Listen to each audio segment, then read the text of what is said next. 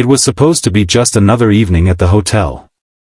The grand lobby of the Imperial Pearl in Shanghai gleamed under chandeliers, filled with the quiet hum of conversations in a dozen languages. Behind the reception desk stood Lina Zhao, a young woman in her 20s, polite, quiet, and unnoticed, just the way she liked it. She had worked there for 3 years, long enough to learn more about people than she ever expected, their habits, their tempers, and their secrets. But that night, something felt wrong. At 9:47 p.m., a black limousine rolled up to the front entrance. The doorman straightened. The cameras turned. And through the tinted glass, a familiar face appeared, Alexander Grant, the American millionaire and tech visionary who was in China for a major deal. He was staying in the penthouse suite, surrounded by an entourage of security men and assistants. Everyone at the hotel had been instructed, treat him like royalty. Lina noticed him immediately, not because of his fame, but because he always smiled and said thank you in broken Mandarin when she handed him his morning coffee. He treated the staff like humans.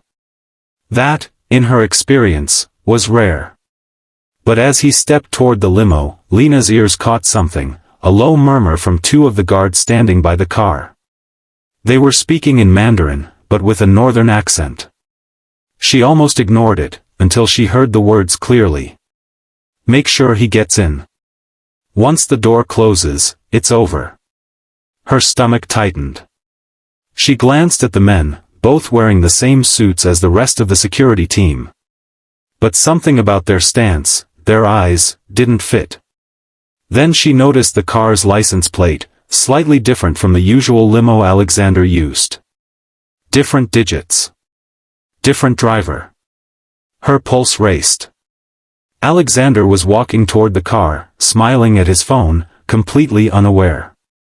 Lina froze for a moment. Should she say something? What if she was wrong? What if she misunderstood? One word could cost her job, her visa, everything. But one silence could cost a man his life. Before she could think, she rushed forward. Mr. Grant, she called, her voice shaking slightly. He looked up, surprised. Yes?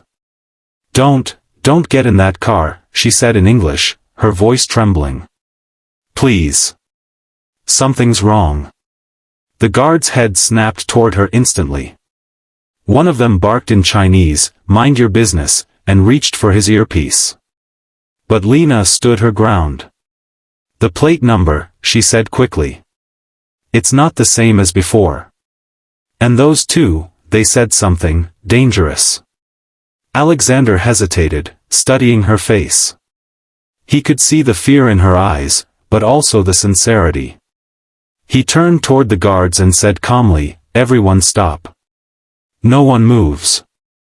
Then he gestured to his actual head of security, who was coming down from the steps of the hotel, frowning. Rick, check this car. Now.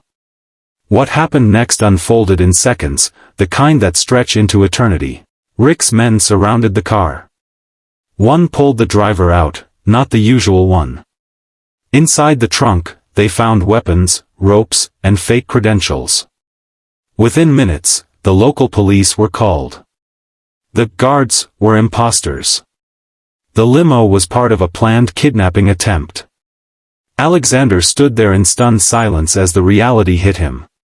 And Lina, shaking, pale, stood a few feet away, still unsure whether she was about to be thanked or fired.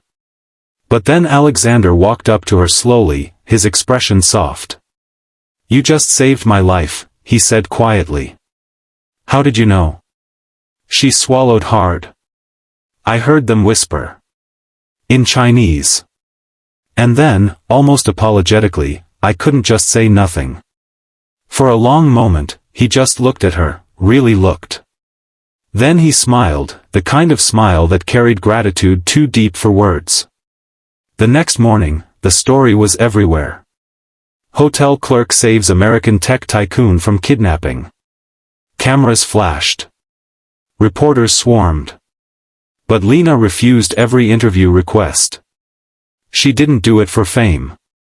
A week later, Alexander appeared in the hotel lobby again, not with guards or press, but alone. He handed her an envelope. Inside was a letter, not a check.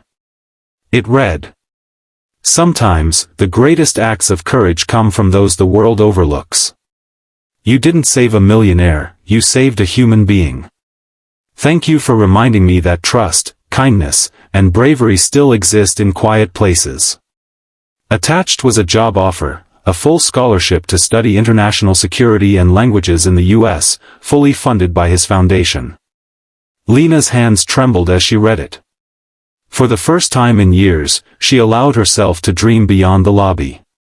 As he turned to leave, she called after him, "Mr. Grant, why me?" He smiled over his shoulder.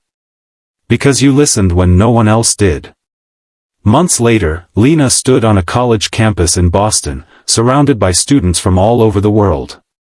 Her life had changed completely, not through wealth, but through courage and compassion. And sometimes, when she looked up at the night sky, she thought about that moment, the whisper, the warning, the choice. It reminded her of a truth she'd carry forever.